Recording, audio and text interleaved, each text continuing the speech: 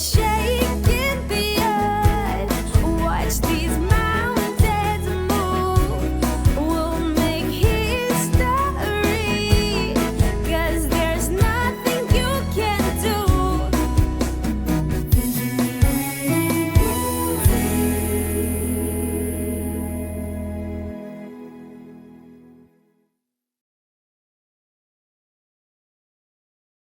Ladies and gentlemen, it's your boy Damian Roman from Vision United Music, and I'm back again. And this time I brought somebody else with me, and he goes by the name of. Ladies and gentlemen, give me that drum roll, please. He goes by the name of Mogamad Salie. That's right. Mogamad Salie, how are you doing today, sir? Hey, that intro is just like has to pick you up. Okay, good. Okay, so Mogamad Salie has written a book called Chicken Legs, A Loner's Way. Okay, so we're gonna speak a bit about the book today. And firstly, what inspired you to write this book?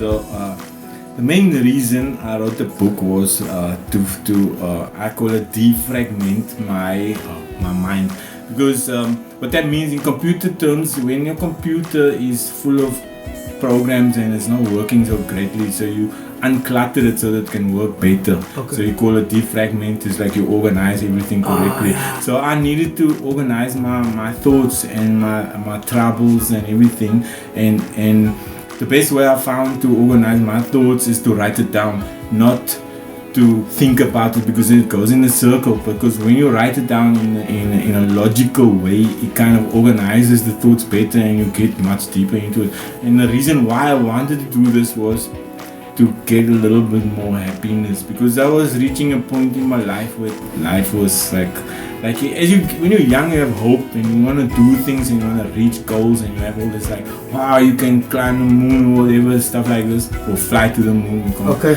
So, but as you get older, like life has knocked you and you haven't reached those things. So I wanted to have that energy that I had as a kid, because I thought as a kid I was in my best state. And that's why I started writing about my childhood, to see how I functioned then when I had my parents, I was like more looking forward to life. So I needed to, that's why I wrote the book, mostly for that reason. There are secondary reasons, like I needed to tell my kids about who I was, and so they can read it. And but that was the main thing, just to find a way to go forward now, to apply it again now, because I thought I was a much more positive person then. Back in the day when you were younger. So I know there are a lot of people out there that has dreams and hopes and aspirations, and what I've learned was that there is a picture that people see in their mind of who they want to be, and that's what gives them their purpose for getting up in the morning, because they try to be that person.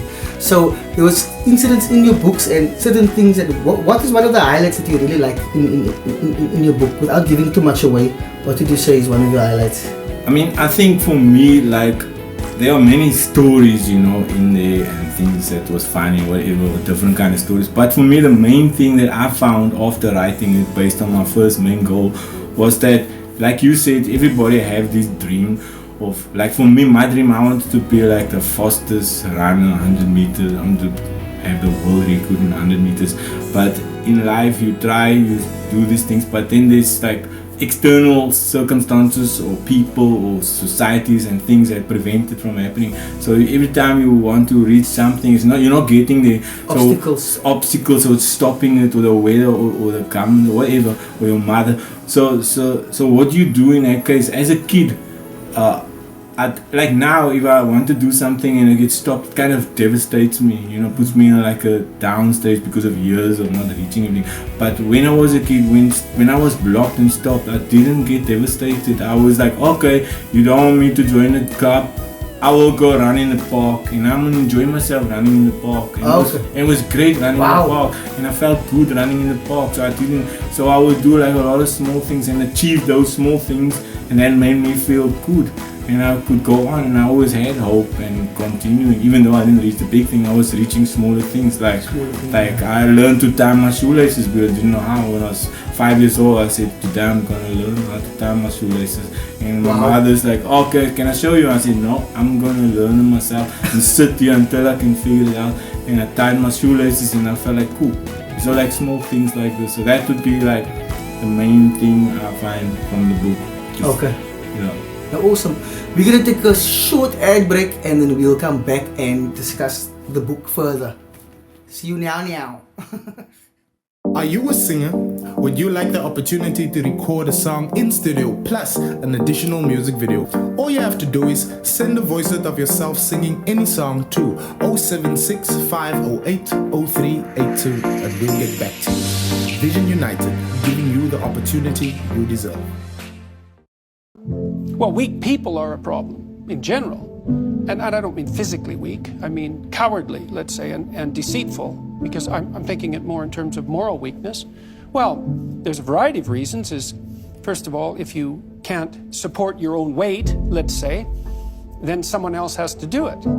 And that's not good. And then if you don't make your pathway, if you don't pick a forthright and useful and noble pathway through life, then you'll become bitter and too hurt by the tragedy of existence, and then you tend to seek your revenge wherever you can get it, and that's not good. So it's a mistake on all fronts. It's not good for you, it's not good for your family, it's not good for the community. It's certainly not a good medium to long-term strategy, because life is very, very difficult and you have to be prepared for that. Hi, so we're back and we still busy interviewing Mogamad Salie, the writer of the book Chicken Leg Alone His Way. I just like what you said now in a previous segment. You said that there was obstacles in your way and you didn't always have maybe certain privileges that other people have, or because of the government reasons or your mother or whatever the reasons they might be, millions of reasons. But Jordan Peterson, he's somebody that I always follow, and he said aim low. And I never really understood that. I thought, what does he mean by aim low? We're supposed to aim high. But don't set unrealistic goals for yourself. Aim low. If you go to a gym and you see these guys picking up heavy weights, big weights, and you're just starting out, you can't go and pick up that same weights. You have to start small. Aim low. Be realistic, and I like that. But tell me something. What made you decide on the title Chicken Legs? Chicken legs. So when I was 4 years old, I had an accident. Somebody threw petrol onto my legs, like a flaming petrol, and my whole legs burnt and it was very bad. I couldn't walk for a year, and the ligaments all shrunk and it was painful. And when it was a little bit recovered, I started walking outside with the shorts when I was 4 or 5 years old, and kids in the road used to see this and call me like really nasty and stuff like you. When they saw the burn marks. When they saw the burn mark and the scars, it's like, look at your ugly legs. It's a flaking off. You look like you're a leprosy and all these negative things, and you can't play with us because you look like a burnt chicken. How old were you at that time? I was like 5, 6 years old. Okay. And that used to disturb me completely. At the age of 5 and 5, 6, 6 years. And then because of that, I said, well, even though my legs are bad, I'm gonna show you, that I'm gonna be better than you in running and everything. I'm gonna study hard and be good at school, and even if my legs is broken, that's gonna drive me. And that's what it did over the years. It became a motivation. It was motivating me forever. And I never showed my legs in public since then. Until about 44, I could start wearing the shorts in public because I was always embarrassed about it. But even though I was always embarrassed, it always drove me. And it drove me quite amongst my peers. I was always like in mathematics I was good at school, and school I was always like in the first or second person in class, and in sport as well. So it drove my whole life. Yeah. So a traumatic incident as where your legs got burnt and people made fun of you, that became one of your biggest driving forces, we can say. Okay, and then the subtitle says Alone His Way. How do you describe this Alone His Way? So firstly, the burnt legs already made me feel strange. However, I was never one to fit in with like the majority of people and friends, and even my brothers who are like 6, 7 years older than me, I was never in their group. Okay. I didn't understand people and fit into I didn't know why kids play games the way they play it, and when they played, I tried to go, join the game, but it was so difficult, and most of the times I could not get game. And when they used to have team games and they didn't select me. Okay. So I always felt I was like on the outside. Okay. But inside me I felt normal and completely like, but I just didn't know how to connect with them. So you felt alone. So I felt kind of alone, yes, but I had some connection with my mother who was very important to me, especially after I burnt, I was with her a lot. So I was mostly with her, or I would play my own games or do my own things. Like one thing I talk about in the book is like I didn't understand. Like my brothers were older and they talked to me about stars, you know, like the stars or like big suns and all that. And there's like a 6-7-year-old kid. It's like, wow, stars in the sky. Yeah, that's like cool, you know, stars or suns is like big, you know, it's huge. And now like, yeah, I have to go tell everybody outside, like everybody in a row. And I went to a guy and I was talking to him and he's like, no, a star is small, it's like a beetle, you know, like a car. It's not, and I couldn't understand why he didn't even want to listen or talk about it. Okay. So this kind of disconnect, and he was like, are you crazy? And then he like, go away from me, you crazy, whatever. And I was like, so I don't connect. So my whole life, I mean, in the book, I was always had to kind of find my own way. How to do things, and I got motivated by doing my own things. Like I said earlier, I would teach myself how to shoot marbles or play those games that used to play in like schoolwork. And I like to do it myself also. I don't like to ask others to show me because then I don't feel I accomplished it.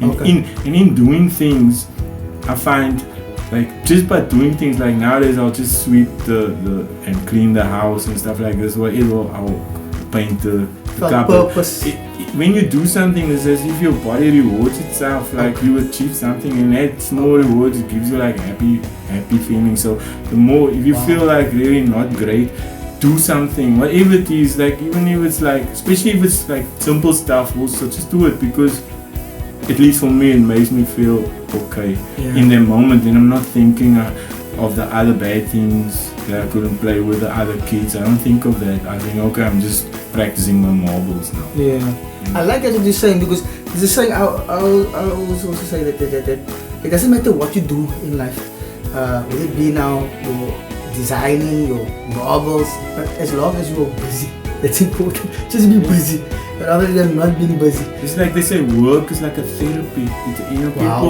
People always say, I wish I can just take off and do nothing and lie around, but that doesn't make you feel good. Because like what happened to me 12 years ago, I had a leg disability and I couldn't work anymore in my trained job. Okay, and this was a big trauma for me mentally, because I felt like useless, like nothing, no self-worth, and I couldn't work. But I did eventually, after 4 years of battling, I did get money from the insurance. But so now I don't have to work full time. But in those times now, because also of the discipline, I have to lie a lot, and that's why I also was thinking, I went in, that's what drove me to write the book, because I was in a bad state mentally, like I mentioned. So, but during that time I realized doing nothing is horrible. If I get up and just go for a walk and walk for an hour, I feel better than doing something. If I get up and clean the house, I feel better. Or go fix the car or fix anything. It doesn't matter. I'll cook food for my wife and kids and wash the washing, whatever, fold the washing or something. It's always like doing something, moving. It moves your body. I don't know, your body kind of rewards itself. Especially if you do something and you cook and you eat it and you enjoy it. It's like, wow. That was cool. Or you clean and suddenly the room is clean. It's like, mentally there's like the room is clean. Your cat was in the garden and making a mess there, and you clean it off, and it's like, wow, look how nice is it. It's clean. It's like it rewards yourself. The small things you don't, and that small things kind of can build to a lot, and then it makes you totally feel better. Nice, I like that. So we're gonna take one more break, and then we'll get back to you and conclude with the book Chicken Leg Alone His Way. Are you a singer? Would you like the opportunity to record a song in studio plus additional music video? All you have to do is send a voice note of yourself singing any song to 076 508 0382, and we will definitely get back to you. Vision United, giving you the opportunity you deserve.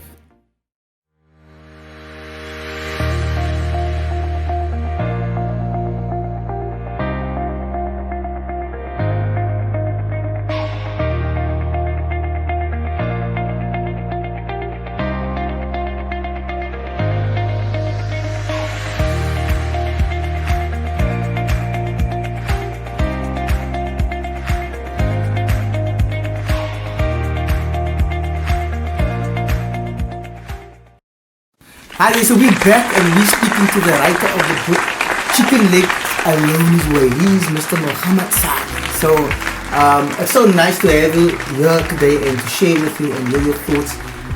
Tell me something, are there any hobbies that you find yourself engaging in maybe along in your journey that you can maybe speak about? Yeah, so very interesting, at 15 in the book I go into that.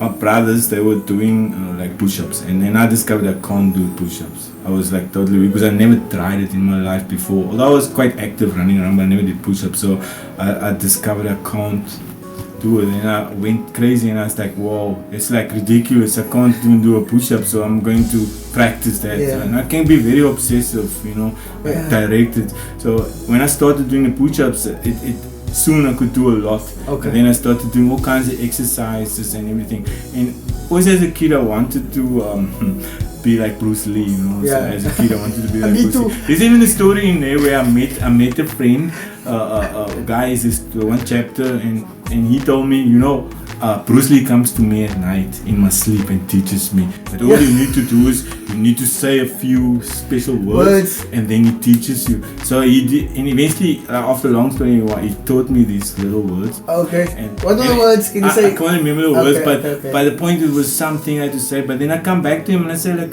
I can't Nothing remember, happened? nothing happened. He says, no, just watch. Let's practice together. Let's try some kicking and punching, and then you'll see it will just come automatically. Okay. So now we're kicking and punching, and then we're practicing. And he says, see, there you can kick, there you can punch. Okay. And then we used to do it a lot, like go there and practice. Yo. And then you say, yes, you're actually learning to fight.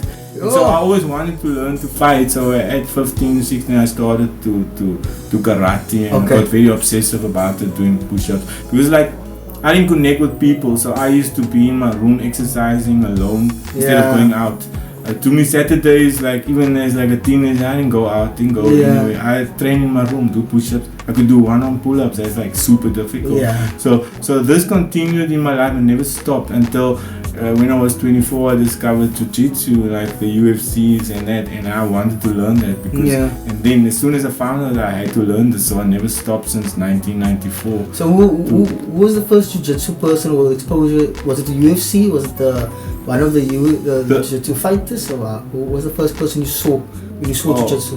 I didn't see it first. Remember 1994, there was no like internet.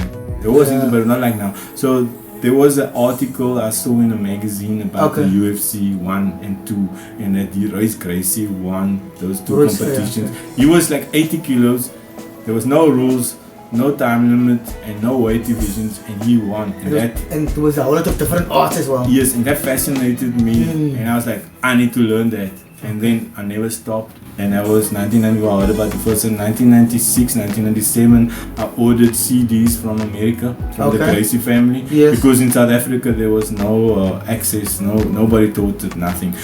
Sorry to interrupt you. I know. Was it in 97? I think or 98 that Ludwig was here. Yes. So I'm gonna get there. So when I ordered the CDs, and then I started practicing at home with a cousin. This small moves, and then one day I went to a gym in N1 City, and I walked past the gym and I saw some guys like grappling, and I was like, what's that? And I went in there and it was Ludwig, and Ludwig also found heard about the Gracies, and he went to train with Rickson. I think it was 6 weeks. He went to train with Rickson's. He went to America, trained with Rickson for 6 weeks, and then that little that he knew, he started showing people, and so I joined with him as well there. Wow. And then I never stopped. So that started 97 with him, and then in 2001 I moved to Switzerland and trained with black belts there. So when I went to Switzerland, I met the first European black belt. Him and his brother, they're the first black belts in Europe, and they got black belts in 1996, I think, already. In Sweden? Switzerland. Okay. So they were the first European black belts, and the first club the first Gracie club in Europe. Okay. So I was lucky enough to meet them and train with them for 10 years. Sorry to break your word. Do you know that in, I think 1998 it can be, or I don't know what, somewhere around that time, but I was still very young, and I was about 2 hours and I'm walking past Deep River, and then I saw this people training in the room, and I went in there to go check it out, and it was Ludwig. And he taught me the American Okay. And so he told me this, I do the very kind, and I was grappling him. I still had my school clothes on. But I mean, I had no support financially to go and go train there, but that's where I discovered, and I also found out about Rickson, and I was like, wow, what's this guy, Rickson Gracie? So, did you actually attend the classes there with Ludwig? Or not Yes. really? So he had 3 clubs at that point. He was in N1 City. Okay. So he had a club there, and I lived near there at that point, so I used to go there to N1 City and Okay. train with him. And he had a club in Deep River, Yes. so I used to go to Deep River as well okay. sometimes. But that was far from his. I only went there like not Yeah. as much, but I went. So I used to go to Deep River, and he also had the clubs by the school in the area. We loved to teach the schools there. Okay. Some school kids. So they and funny enough, I just some. wanted to know, man, because you spoke about Yeah. Ludwig there. So a lot of the first guys that started with Ludwig are now running the bigger clubs in Cape Town. Like Wow. like Rico Harting is also. And there was a female you mentioned once to me? Is it Oh, Craig? that female is not from Ludwig. She's from I think she's a from black belt, Durban. eh? Yes, Penny Penny. something. I forget the surname now, but she's also went to Hawaii and trained there. But she Okay. went later. She didn't go into. I went 2001 to Europe. She went a little bit later. Okay. I think to Hawaii and became black belt. And who did you train with there in Switzerland? Switzerland, like I said, I trained with the first Gracies not Gracies, the first Gracie black belts. Black belts. And they knew, funny enough, my sensei there, they're 2 brothers, Franco Vachirka and his brother, and when they did judo and Wing Chun as young kids, Okay. and a little bit Muay Thai, and then they went to Brazil in I think it was 89 or 88. Wow. And then they wanted there to go and learn capoeira. Okay. So because Jiu-Jitsu or UFC Wasn't wasn't famous, yeah. nobody knew about it yet in the rest of the world. So when they got to the gym for capoeira, they came the wrong time. And so as they went in, they saw 2 guys on the mats there training, and they watched them and they asked if what they're doing and can they join them and train with them. Wow, this is a brilliant story. And so they started to train with him, and remember my trainer, he was a black belt in judo, in Wing Chun for What's his long. name again? Franco Franco, Vachirka, okay. and his brother Dimitro. They went together. Okay. They're from Switzerland, but they're like Italian, Spanish, or Portuguese. I'm not sure. So when they started to roll with these guys, they thought they could beat up everybody because they're black belt and tough and all this. And then when they rolled with these guys just destroyed them. And then it's like, this you must learn. You This. got to learn it, And the 2 guys that was there the one was Rickson and the other one was, I don't remember who it was, but I think it's somebody that died now. So it was one of Rickson's close companions that died in a Rickson Gracie. I'm not sure if I'm correct, but it was 2 quite famous guys. So as you know, Rickson Gracie was the guy. So then they started training regularly with him, and they made a connection, and so they became the first European, black belts in Jiu-Jitsu. Yeah, so this was like before. So when I got there in 2001, they were quite advanced already, and there were quite a few black belts. But they had the fundamentals on lock. Yes, and they had big connection to the Gracie family. So a lot of Gracies and Brazilians used to come there, like high level guys, and come train with teachers and stuff. So that's where I learned most of Can it. I just say something, man? Yeah. Okay, so I've been to quite a bit of Mogamad Salie's Jiu-Jitsu classes, and I have obsession with the Gracies, and here in Cape Town, I've told a lot of people this. I haven't really met people or anyone or sensei that has really embraced or taught with that refined technique that the Gracies kind of have, and that's what really draws me. And I'm just loving this whole story. It's capturing me now, and we've gone over our time, but we're gonna take one more short ad break, and we're gonna come back. So we'll be back. See you now. Are you a singer? Would you like the opportunity to record a song in studio plus an additional music video? All you have to do is send a voice note of yourself singing any song to 076 508 0382 and we'll get back to you. Vision United, giving you the opportunity you deserve.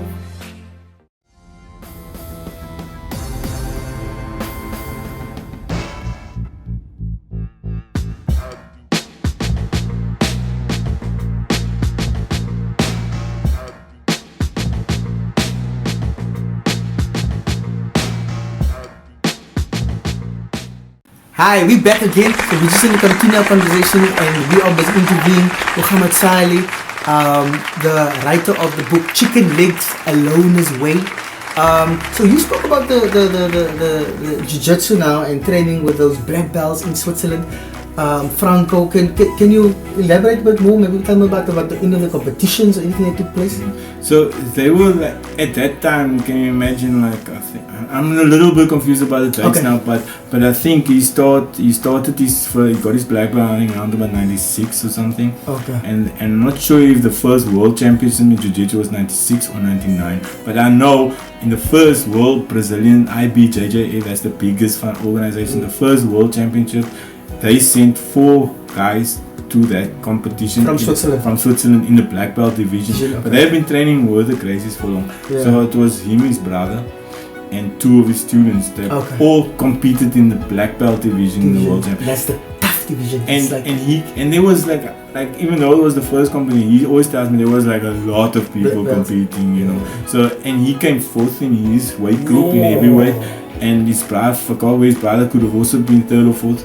And his one student came 2nd in the finals in the black belt division in a different weight division. So that was quite impressive. But these were your senseis, or this was the people that's the people I was training with. Okay. Yes. Wow. Okay. So, and that was like a long time back. But he was never much of a guy who wanted to do competition. He was more realistic. So we didn't focus a lot on competition. It was just like the fundamentals of jiu-jitsu. I stand under correction if I say this, but I think the traditional Gracie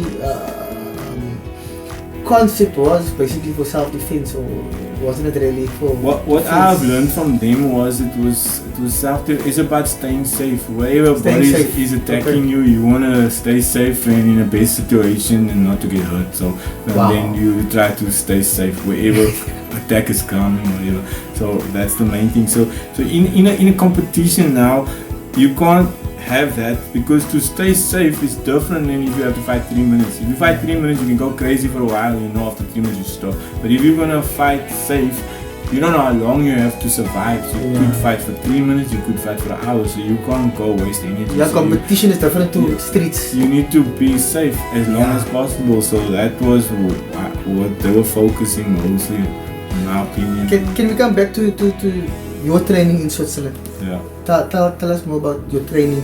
So, how long were you staying, and when did you leave Switzerland? Okay, so I went to Switzerland in 2001. So remember, I started here about 96, 97 with jiu-jitsu, and then I went there in 2001 in Zurich and trained there. From 2001 till 2011, I trained with those people. So that's like 10 years or so, yeah. So I used to train like at least twice a week, and sometimes more, and go there. And in between, I also did Muay Thai, you know, so we did some Muay Thai and kicking and punching. Okay. Yeah. And there used to be some seminars, people used to come, like famous guys, and train with them. Yeah, they love these seminars. Yeah, so, and after that, like in 2009, I got a black belt, and then I started for the first time. He told me, oh, now part of your training is to teach. So in 2009, you got your black belt. Yeah. So from the Gracie's line. Yeah, yes. And it's signed by the one. Is it okay if I do this? There's like a high level of respect. There's like a high level of respect. I don't know. For me, I'm like, whoa. I'm just gonna do that, okay? For me, it's just my hobby, because I like the whole movement of it, and the strategies you learn in the movement. It's just, I like it, so I will always just go on. I'll never stop, you know. Is there anything else that you want to share, maybe before we wrap up, about your book, or anything you want to share, or how can people get hold of the book, or anything? So just something else about the book. We didn't go into it too much, but the thing is also, as like I said first, is to find defragmenting my head. But in defragmenting the head, the book is a lot about like the history of my history in Cape Town, and I don't think there's a lot of books written about from the perspective of a nobody in Cape Town, and how his life was. But I because I have a very attention to detail, because we didn't go into this, but I am autistic, so I like details. That's why I like jiu-jitsu. So I put a lot of detail into like history, like what foods people ate, what food I ate, what games we played, what traditional cultures we did, what places we used to go to, where we used to camp, what the schools were like. So if you read it, you get a feeling of how life was in Cape Town in that time. As a colored, if I can say that. As a colored, as an oppressed person, as someone that didn't know he's autistic. So you get kind of during apartheid during era. apartheid, so you get a feeling of how life. So I to talk about boycotts and like bad weird things that happened there during that makes the book so exciting. So people that have read it, they say that it triggers their memories of when they were a kid. And even someone from another country, from England, from UK, he read it and he says, wow, although I'm a different religion, a different time, but it's so similar to how his life was. It triggers. So some have said it triggers different like things, and you start thinking about your life and put it into perspective. Beautiful. So if you're interested in getting it, you can get it on my email address. You can contact me. It's mogamadsalie@yahoo.com. Okay, it will be shown on the screen. It will show, and there are ebooks available, or you can buy if you're living in certain countries, you can order a paperback from internet, from Amazon. Okay, cool. Or in South Africa, you can get it by emailing me, and you can get it. So what I think is, we'll leave the details also on the screen. But I just want to say thank you so much for coming through and for doing this interview with me. I also like the fact that you spoke about the fact that you are autistic, but you found purpose, or you found a connection to Jiu-Jitsu. Not purpose, there's a connection. Okay, you found a connection with Jiu-Jitsu. It's my relaxing time. Yeah, your relaxing time. Yes. But thank you so much. It's really been an honor to have you here with me right now. And I appreciate your time. So this is the book Chicken Legs A Loner's Way by Mogamad Salie. So we're gonna put the details again on the screen so you can see exactly how to get it. And remember, we are Vision United, giving you the opportunity you deserve.